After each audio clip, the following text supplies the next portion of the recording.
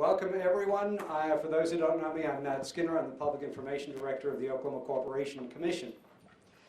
And we are here, I don't know why it did that, but that's kind of scary.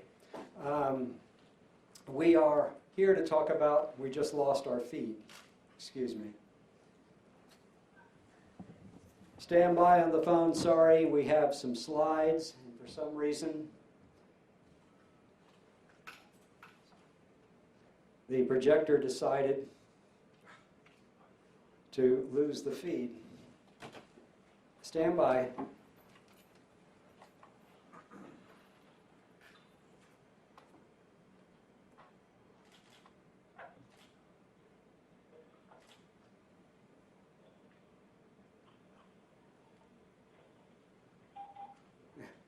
Tells me auto reconnect.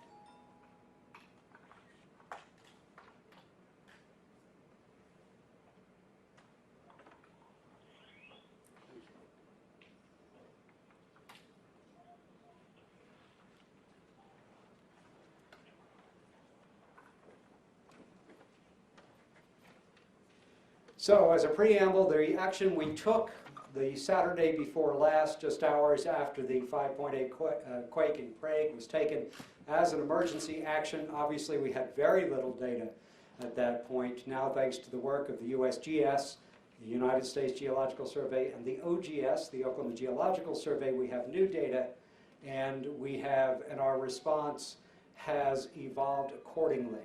So that's what we're going to be talking about today. And in the center is Dr. Jeremy Boak, who is director of the Oklahoma Geological Survey. At the far end is Charles Lord, who I'm not going to give his title because it doesn't make a lot of sense. He heads our earthquake team. Jim Marlette is on our earthquake team and helps and works on these and designs these. On the phone is Tim Baker. He is the director of the Oil and Gas Division of the Oklahoma Corporation Commission. Charles Lord is spelled as it sounds, C-H-A-R-L-E-S, L-O-R-D. Dr. Jeremy Boak is J-E-R-E-M-Y-B-O-A-K, and Jim Marlette is J-I-M-M-A-R-L-A, two T's or one? Two T's, I couldn't remember. That's autocomplete on email. All right, so this is where we started. This was within hours of the earthquake. Most of you have seen this, if not all of you. And this is what it originally looked like. This 725 square mile area that we took action on, there are 37 wells in our area of jurisdiction, and there were 17 wells in the EPA's area of jurisdiction that we took action on. Everything we say today, unless otherwise noted, pertains to our area of jurisdiction. And we'll point out, we have been working with the EPA, and the map you'll see, and the maps you have on your handout, and for those on the phone, I have emailed the documentation on this, an advisory and a map, and a list of operators. So this is where we are right now.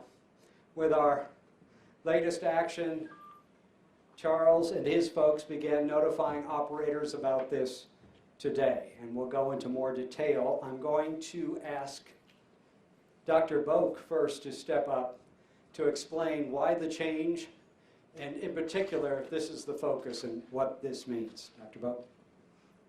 Well, the simplest answer is we got more data. This has always been the issue, that every new piece of data can change our view of what's actually happening out there, and it is not surprising that we're discovering new faults. We've been doing that kind of all through this process of seeing the evolving earthquake pattern. A number of the faults that, as we get our most precise locations of these earthquakes, they're showing us new faults. That's not necessarily surprising because many of these faults have been inactive for hundreds of millions of years.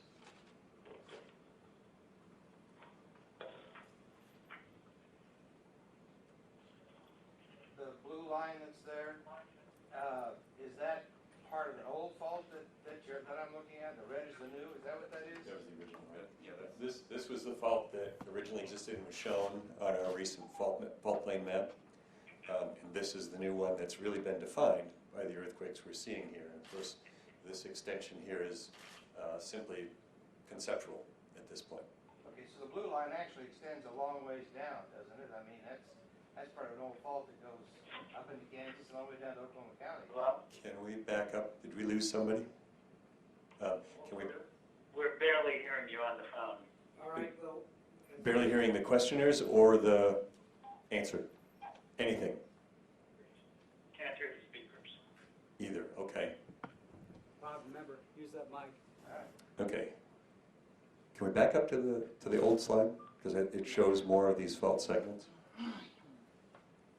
What we have is, here was the original fault segment, and there are a variety of additional faults in there, so this is the segment that was concentrated on in the initial action. Right. With some attention to the extensions to the north. We did follow this line, but this is the optimal. I'm sorry. This is the primary fault section here. This is the optimally aligned section. These are suboptimal, and these do continue down from Logan County and up into Kansas. But the orientation, this is obviously, subsequently from the seismic event, this is the fault that was in focus.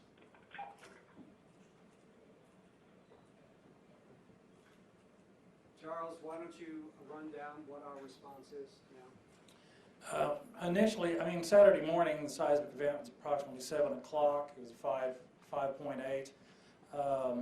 We were at the office at approximately 8:30. We currently have tools that we can work with now that we did not have previously, and what took us basically 8 hours to put together would have taken us 2 weeks at another time. We took this line off we took this line on the suboptimal fault line. We buffered off of this.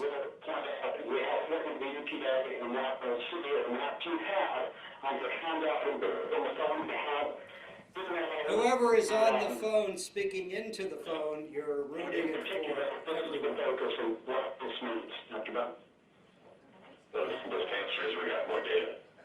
This has always been the issue that every new piece of data change our view of what's actually happening.